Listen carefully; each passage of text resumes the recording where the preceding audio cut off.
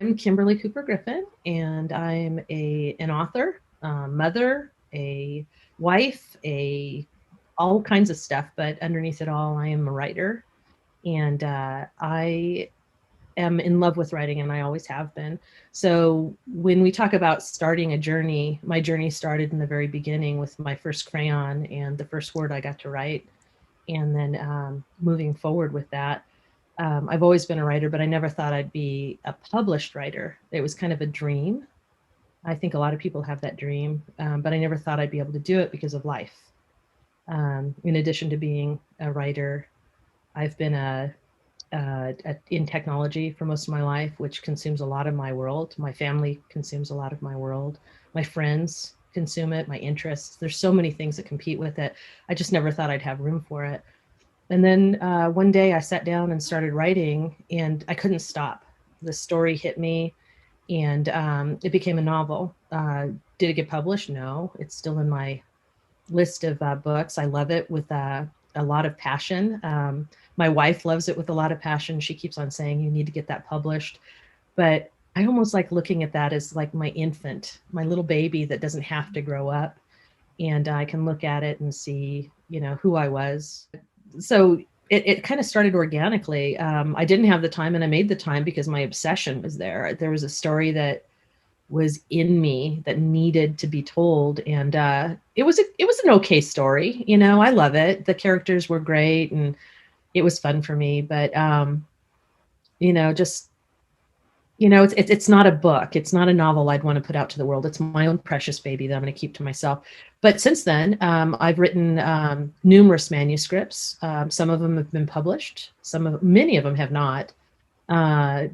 There's a story. Stephen King has a box full of partially created manuscripts, and it pulls from that. And maybe that'll be me. I've taken a couple of manuscripts that I started at one point and brought it back, but it has to be the right time. And that's my journey. That's my writing journey. Other people have different experiences with it, where they start and they can't stop. And when I talk to other people who are writing and they say, how do you do it? It's difficult to say you do it this way. And so that inspiration is going to be personal to everybody, and that motivation and what you do to pursue that goal is a personal journey. And so you don't want to stifle it. You don't want to say you don't want to constrain it. You don't want to tell somebody you have to do it this way. But there's so many ways to write a story, and I went through a ton of them. I've worked through several manuscripts, trying to get inspiration, trying to find the time, trying to get past self-confidence issues. Every writer that I've ever known has imposter syndrome at some point, myself included. Just yesterday, I was talking to a friend saying, I don't think I'm good enough to do this one thing. And she told me how I could be good enough. And that was all it took.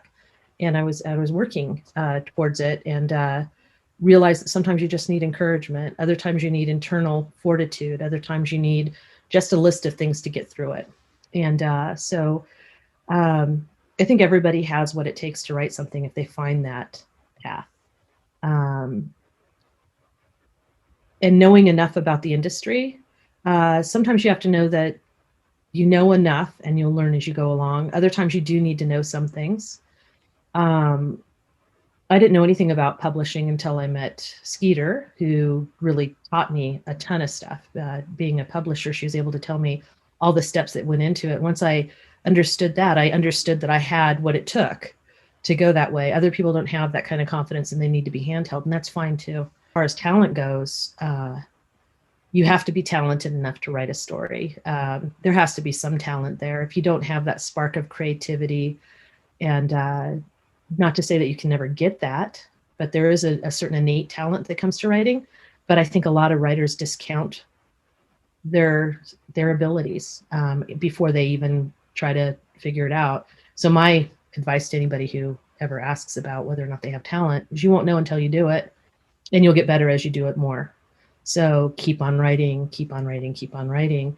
And it's not all going to be great, but there's going to be nuggets of gold, little diamonds. There's going to be wonderful things in there. And so I think every story starts with that first word, and that first word might not stay there. You might take it out later on during rewrites, but it starts. And I think that everybody should at least try it if they want to do it.